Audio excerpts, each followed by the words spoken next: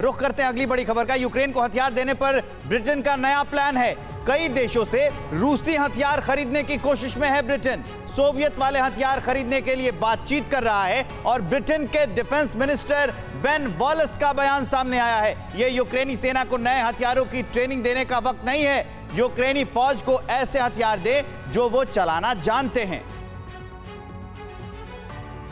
तो ये कहा है कि वैसे हथियार देने चाहिए जो वो चलाना जानते हैं। मतलब अगर नए हथियार देते हैं तो उनको सिखाने का वक्त नहीं है, जंग लगातार जारी है। तो डिफेंस मिनिस्टर बेन वॉलेस का बयान है। हम आपको बताते हैं कि ब्रिटेन और क्या कुछ करने वाला है। कई देशों से रूसी हथियारों के लिए बातचीत कर रहा है और यूक्रेन के लिए सोवियत संघ वाले हथियार खरीदेंगे। यूक्रेन के लिए सोवियत संघ वाले हथियार इसलिए क्योंकि उसके जो सैनिक हैं वो उनकी जरूरत के हिसाब से हथियार देंगे और उसके सैनिक उन हथियारों को पहले से चलाना जानते हैं। अभी नए हथियार भेजकर ट्रेनिंग देने का वक्त नहीं है, यह कहा है डिफेंस मिनिस्टर बेन वॉलेस ने। और यूक्रेनी जवानों को ऐसे हथियार दिए जाएं जो वो चलाना जानते हैं। आगे का यूक्रेनी सेना सोवियत वाले हथियार ही अच्छे तरीके से चलाना जानती है, इसलिए उन्हें वैसे हथियार दिए जाएं जिनसे वो वाकिफ हैं। आगे की अपडेट के लिए तो हथियारों की विवेक जरूरत इस वक्त यूक्रेन को है और खासकर वैसे हथियार जिससे वो सीधे सीधे युद्ध के मैदान में रूस के खिलाफ लड़ाई लड़ सके, इस जंग को जारी रख सके।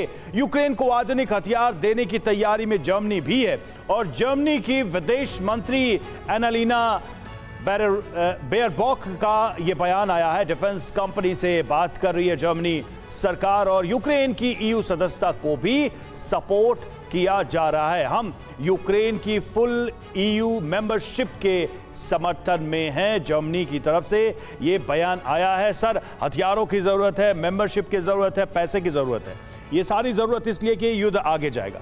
लेकिन जरा मैं चाहूंगा दर्शकों को आप बताइए, जो मौसम है, जो वेदर है यूक्रेन और रूस का, ये बहुत डिसाइडिंग फैक्टर रहा है। आज से नहीं, वर्ल्ड वॉर के समय से हिटलर को मौसम ने हराया था। यहां यूक्रेन में क्या होगा? स्प्रिंग जाएगा, विंटर के पहले क्या ये युद्ध क्लोज नहीं होना चाहिए? क्योंकि विंटर में और मुश्किल है, स्प्रिंग में टैंक्स नहीं चलते। नहीं, ऐसा है कि ये मुश्किल तो रशिया फेस कर रहा है। जैसे हमने शुरू में देखा था कि किस प्रकार से जब वो रास्पुतिन जो इफेक्ट आता है वहाँ पर कि कीचड़ बन गया था, वहाँ पे जो उनका मेन जो सिस्टम है वो टैंक्स के ऊपर निर्भर करता है, तो वहाँ दिक्कत आई थी उन्हें।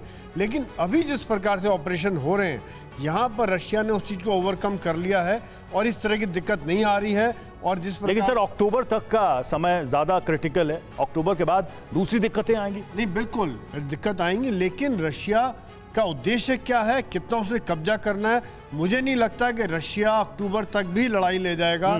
जिस प्रकार से हम देख रहे हैं कि पूर्वी यूक्रेन और सदर्न यूक्रेन का इलाका है और क्रीमिया को लैंड रूट से जोड़ देना है, यहाँ तक उद्देश्य रशिया ने रखा हुआ है। आपको लगता है कि उन कंडीशंस तक रूस इस युद्ध को लेकर जाएगा ही नहीं जहां पर उसे 2 कदम पीछे हटना पड़े, यानी जो परिस्थितियां हैं वो उनके अनुकूल वॉर लड़ने के लिए ना हो। अब पश्चिमी प्रतिबंधों पर राष्ट्रपति पुतिन का बड़ा अटैक है कि पूरी दुनिया को संकट में डाल रहा है अमेरिका।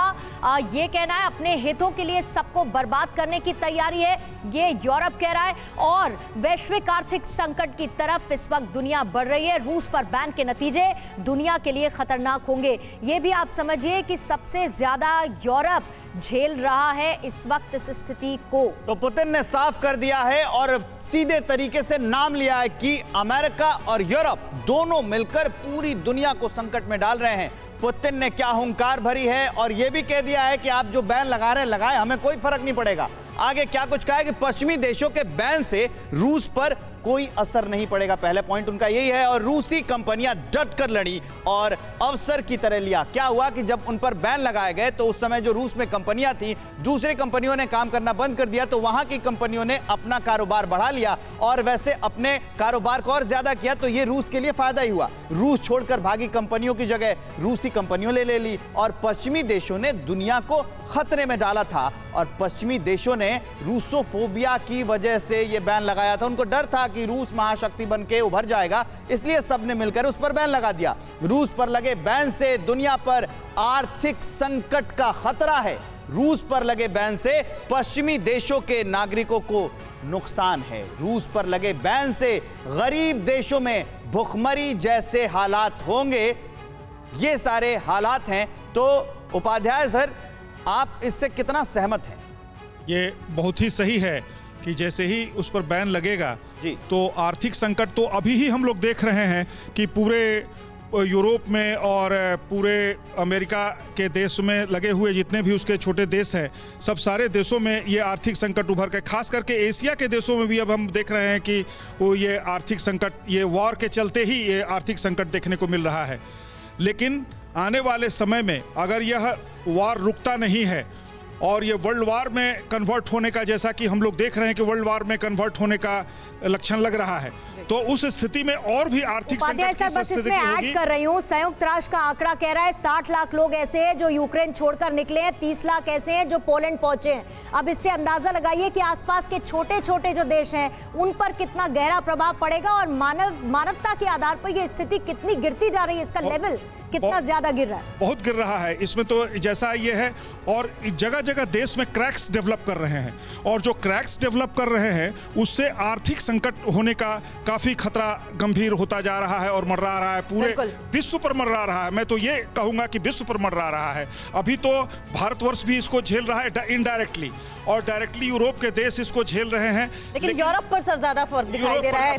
परवाह देश की, सोमवार से शुक्रवार रात 10 बजे TV9 भारतवर्ष पर।